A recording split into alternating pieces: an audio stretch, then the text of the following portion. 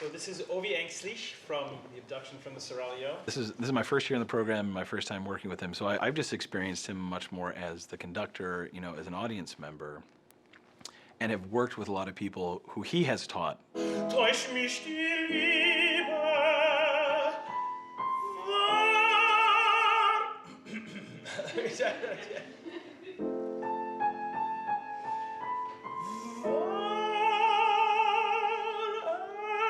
es ein Traum.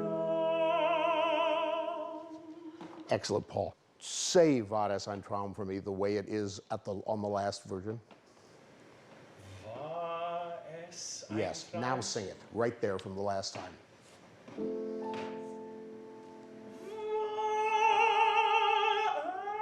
es ein Traum? All I'm showing you is the more you get used to the idea, how you say it will produce it, the more comfortable that kind of movement will get. Don't be afraid whenever you're practicing that to say it at the tempo that you sing it. Sure. War es Yes, and now sing, it'll come straight out. war It will. es ein Traum?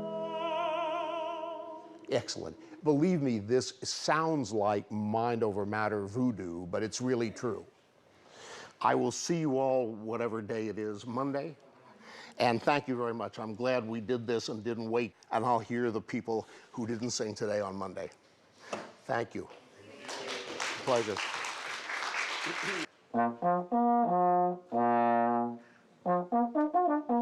A few years ago, we were doing Don Carlo. We were rehearsing it in the pit.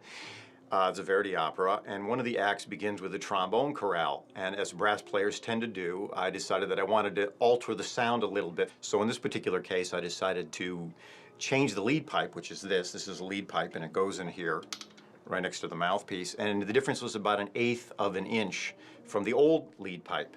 So Maestro Levine turned to the trombone section and gave us the cue. And after we played it, he said, "Could I hear the trombones again, please?" And you know, I can read him like a book at this point, and I knew something was wrong. So we played it again, and he didn't say anything. He wasn't overly critical, but he let it pass. So I thought, okay, tomorrow I'm going to go back to the old equipment, to the old lead pipe. So I put the old lead pipe back in, which again is 1/8 of an inch difference. And when we came to the spot the day later, he turned, gave the trombone a cue, and after we played it, he just smiled and gave us a thumbs up like that. And there are very few conductors anywhere that have that kind of sensitivity towards sound. Hey, Billy.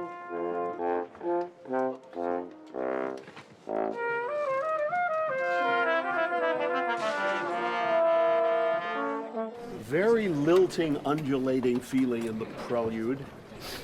Sensitive.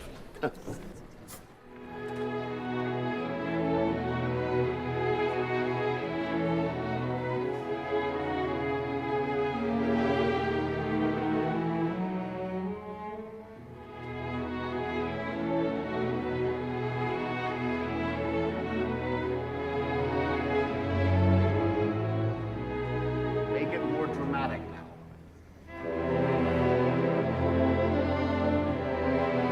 Start with nothing. Yes.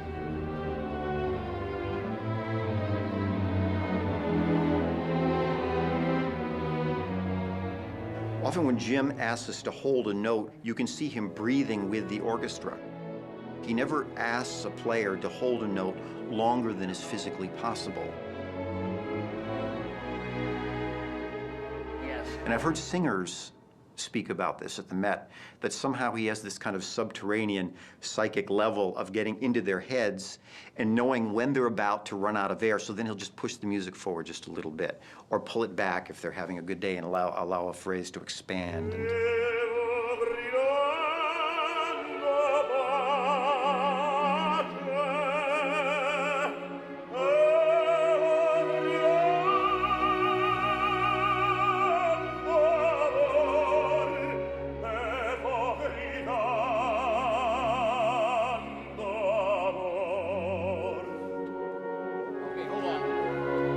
Sorry, I'm sorry.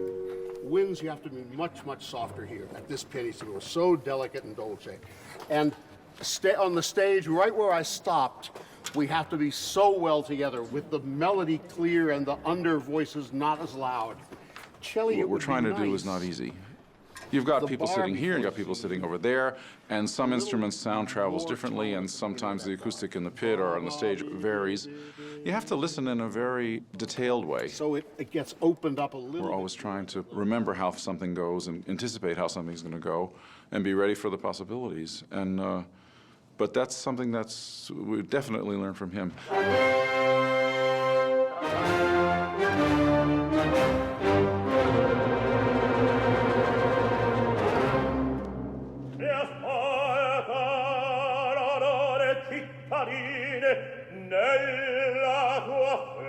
Two trombones more, third one not as much.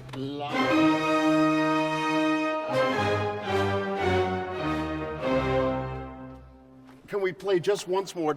Ba-ba, ba-ba, ba-ba, ba-ba. So there's fire in the little note, but the long note sustains. It's very round and very intense, so nobody is sticking out, but it kind of accidentally blends. Try it once.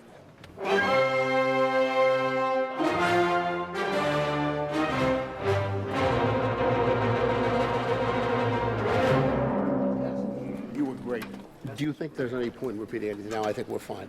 Folks, I think we got what we needed. You can't ask for that first day to go better than that. Bravo. The more that he can depend on us to generate the music, the better off the music will be. The more it can be like chamber music, which doesn't have a conductor, the more conviction you can put into it yourself. When it was clear that I was going to be in it for the long haul, what I wanted to accomplish was broaden the repertoire, increase the capacity of the orchestra, chorus, and ensemble, and do new operas. The musical achievements of the house needed to be raised to a certain level. And that's why Jimmy was invited to become the Met's first music director. This is the beginning of the 4th season of the new management of the Metropolitan. So how are your feelings about that now? When I first took this position, I felt that the world of opera, and the Metropolitan in particular, was in a moment of a kind of instability, certainly financially and in certain ways artistically. And I thought it might take a long time for the company to get again into a situation that we really did envision. But in a very short time, we have the tools in every respect to go into the next several years of the future. In the mid-'80s, the Met was in terrible financial shape. The deficit in today's dollars would be $25 million for 1 year. We needed to desperately improve the artistic product. Jimmy had a lot of plans, and he had a lot of ideas, and it was going to take a complete revamp of the way the house was managed.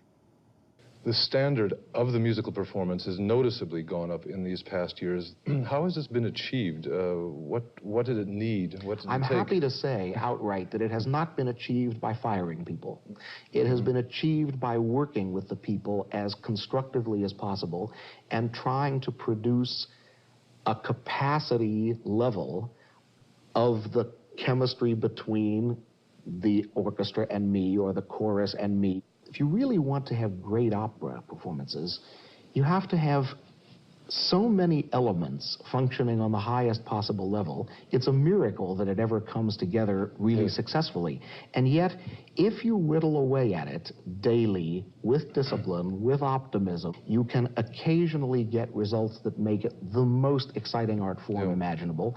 And that's what we all get up in the morning to try to do.